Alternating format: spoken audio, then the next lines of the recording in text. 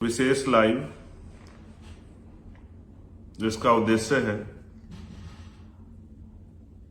11 सितंबर को होने वाली रैली, एक आंदोलन जिसको हम लोगों ने तय किया है कि हमें यह आंदोलन अपने लोगों के हितों के लिए करना है, उनकी रक्षा के लिए करना है, उनको सही रास्ता दिखाने के लिए करना है। और पिछले महीने हम लोगों ने इसकी घोषणा की थी। अपनी बात को शुरू करते हुए बहुजन समाज में जन्मे और सभी धर्मों में जन्मे सभी संतों, गुरुओं और महान पुरुषों को मैं नमन करता हूं। महामानव तथागत बुद्ध से लेकर संत श्रोमणी सतगुरु रविदास जी महाराज, भगवान वाल्मीकि महाराज, गुरु नानक देव, संत कबीर, गुरु नामदेव, संत गाडगे जी महाराज, नारायण गुरु, राष्ट्रपिता ज्योतिबा फूले, छत्रपति साहू जी महाराज, डॉक्टर बाबा साहब अम्बेडकर, सर छोटू राम, महामना राम सुवर्मा, चौधरी चरण सिंह, जननायक कपूरी ठाकुर, बाबू जगदेव प्रसाद कुशवाहा, बाबू शिवदयाल चौरसिया, मान्यवर दीना भाना वाल्मीकि, मान्यवर संत राम बी ए प्रजापति और मान्यवर काशीराम साहब को नमन करते हुए मैं आज के अपने लाइव की शुरुआत करता हूं। और आप जानते हैं कि मैं अभी 4 दिन का एक दौरा करके विदेश से लौटा हूं, और ये भी दौरा जो है घूमने फिरने के लिए नहीं था, वहां रहने वाले समाज से अपनी बात रखने के लिए और उनसे भविष्य में भीम आर्मी आजाद समाज पार्टी और अपने महान पुरुषों के जो सपने हैं उनको पूरा करने के लिए और जो आंदोलन हम लोग चला रहे हैं उस आंदोलन में योगदान देने के लिए मैंने अपने 4 दिन वहां व्यतीत किए। हजारों लोगों से मिला, अपनी बात को समझाया और वो लोग मुझे सुनते भी हैं।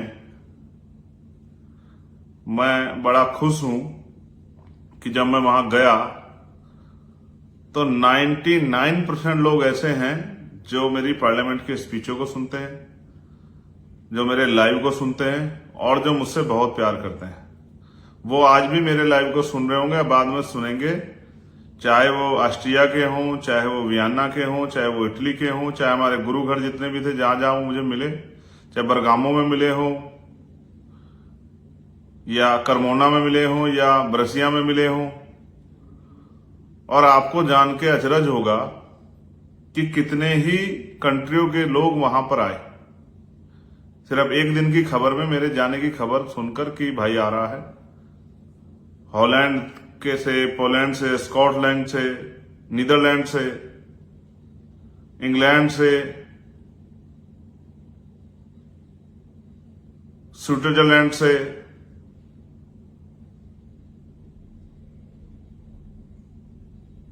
फ्रांस से, जर्मनी से, इतने लोग वहां पहुंचे। उन भाइयों से, माओ से, बहनों से बात करके मन में सुकून हुआ कि वहां रहने वाले लोग भी महापुरुषों के मिशन के बारे में उतना ही तकलीफ, दर्द रखते हैं जितना यहां वाले रखते हैं। सम्मानित साथियों, 11 सितंबर का जो कार्यक्रम रखा था उससे पहले अचानक से मुझे जाना पड़ा। जिस प्यार के बारे में मैंने सोचा भी नहीं था वो प्यार मुझे वहां पर मिला।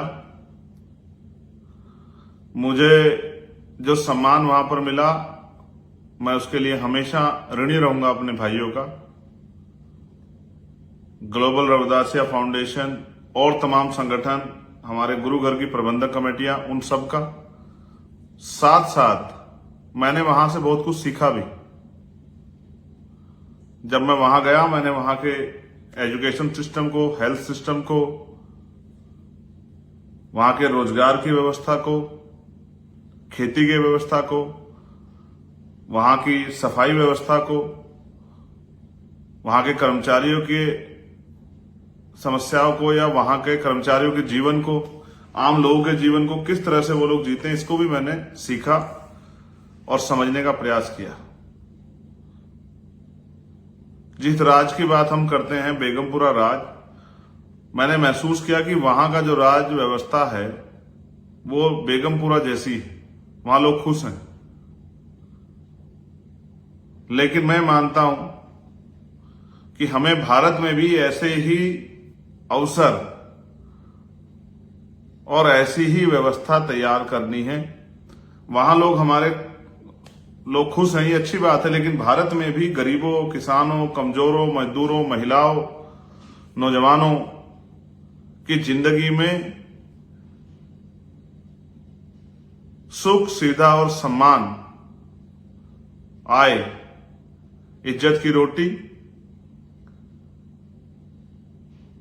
साफ स्वच्छ कपड़ों के साथ जीवन यापन,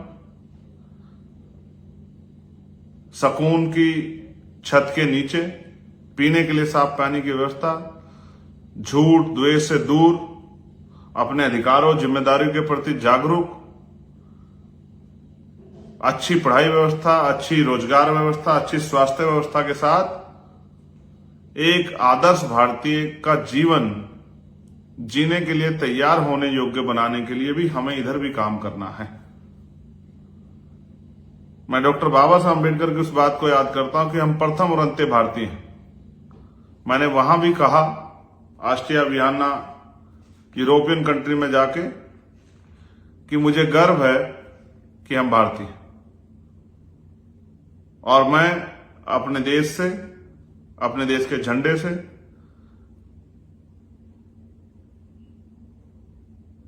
उतना प्यार करता हूं जितना एक बेटा अपनी मां से करता है। मुझे मेरी मातृभूमि पर, मुझे मेरे देश पर, मुझे मेरे भारत पर गर्व। यहां कुछ समस्याएं हैं जिनकी वजह से, चाहे वो जाति व्यवस्था हो, चाहे आर्थिक गैर बराबरी हो, चाहे वो सामाजिक तौर पे गैर बराबरी हो, चाहे रोजगार की समस्या हो, एजुकेशन और हेल्थ की समस्या हो, हम उन सब से दो चार हो सकते हैं। उन्होंने हमारे जीवन में परेशानियां पैदा की हैं। सबसे बड़ी समस्या आर्थिक गैर बराबरी से हुई है। उसके साथ साथ जिसने हमारा जीवन बिल्कुल बर्बाद कर दिया है, वो है सामाजिक गैर बराबरी, जाति और धर्म के आधार पर। आज धर्म के आधार पर हिंसा हो रही है, मॉब लिंचिंग हो रही है, लोगों को मारा जा रहा है, लोगों के धार्मिक स्थलों को तोड़ा जा रहा है। ये जो पॉलिसी है, इससे भावनाओं को भड़काकर वोट तो मांगे जा सकते हैं, लेकिन देश को तरक्की के रास्ते पर नहीं ले जाया जा सकता। सम्मानित साथियों, 11 तारीख को जो रैली होनी थी, उसको अटकाने के लिए, उससे भय खाके सरकार और सरकार के सहयोगियों ने एड़ी चोटी के जोड़ लगाए कि हम परमिशन ना हो, और तमाम तरह की परेशानियां साथ में खड़ी की। लेकिन एक परेशानी सबसे बड़ी ये आई कि बारिश जो है लगातार जारी है। जो लोग यहां आ रहे हैं और हमारे कंधों पर जिम्मेदारी है, आपने देखा होगा, नेता तो टेंट के नीचे रहता है, वाटर प्रूफ जो टेंट होता रहता है, लेकिन आम जो कार्यकर्ता पदाधिकारी होते हैं उनको बारिश में भीगना पड़ता है, परेशानी का सामना उठाना पड़ता है। तो मेरी और हमारे साथियों की जिम्मेदारी है कि किसी को उस तरह की परेशानी ना हो। इसलिए हमने मौसम को ध्यान में रखते हुए इंदिरा गांधी स्टेडियम जो आईटीओ के पास है, इंदिरा गांधी स्टेडियम जो आईटीओ के पास है, वहां पर इस अपने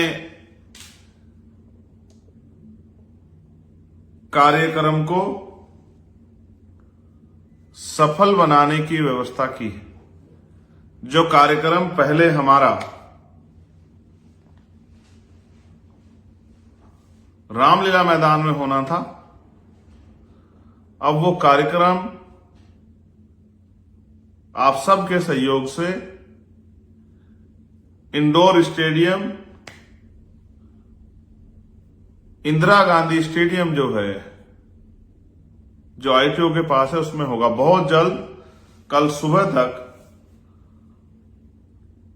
और आज लेट नाइट में उस कार्यक्रम की लोकेशन यूपी से आने वाले लोगों के लिए, जो गाजियाबाद के रास्ते आएंगे, जो हापुड़ के रास्ते आएंगे उनके लिए, जो नोएडा से होके आएंगे उनके लिए, जो हरियाणा से होके आएंगे उनके लिए, जो प्लेन से आएंगे उनके लिए, जो ट्रेन से आएंगे उनके लिए, जो बसों से आएंगे उनके लिए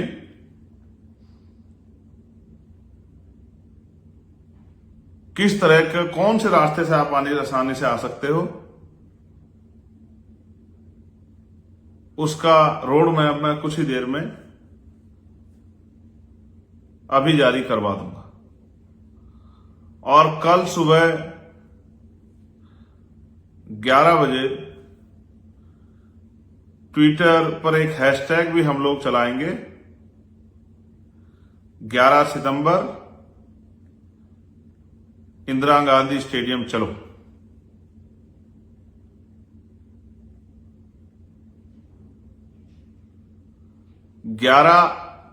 सितंबर को मैं पुनः आपसे अपील करता हूं कि आप ज्यादा से ज्यादा संख्या में इस कार्यक्रम, रैली, संघर्ष आंदोलन का हिस्सा बनने के लिए इंदिरा गांधी स्टेडियम पहुंचे।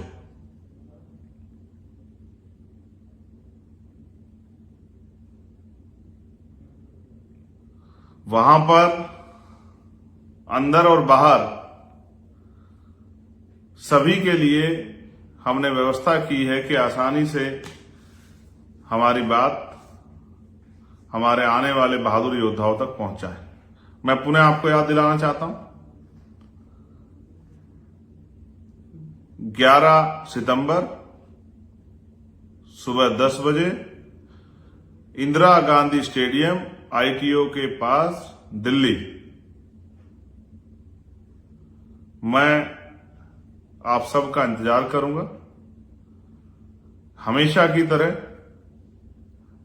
जिस तरह अभी तक आपने इस आंदोलन को सींचा है और मुझे हमेशा से आगे बढ़ाने का, आंदोलन को आगे बढ़ाने का काम किया है, मैं भीम आर्मी आजाद समाज पार्टी के साथियों को कहूंगा कि वो घर ना रहें, एक दिन इस संघर्ष में अपना योगदान अवश्य दें। इसलिए ज्यादा से ज्यादा संख्या में इंदिरा गांधी स्टेडियम आईटीओ पहुंचकर इस आंदोलन को सफल बनाएं। जय भीम, जय जोहार, जय मंडल, जय विज्ञान, जय भीम, जय भारत, जय संविधान। आप सभी के लिए बहुत बहुत मंगल कामनाएं और आशा और उम्मीद कि हमेशा की तरह आप इस आंदोलन को भी सफल बनाकर विरोधियों को मुंह तोड़ जवाब देंगे। मैं चंद्रशेखर आजाद,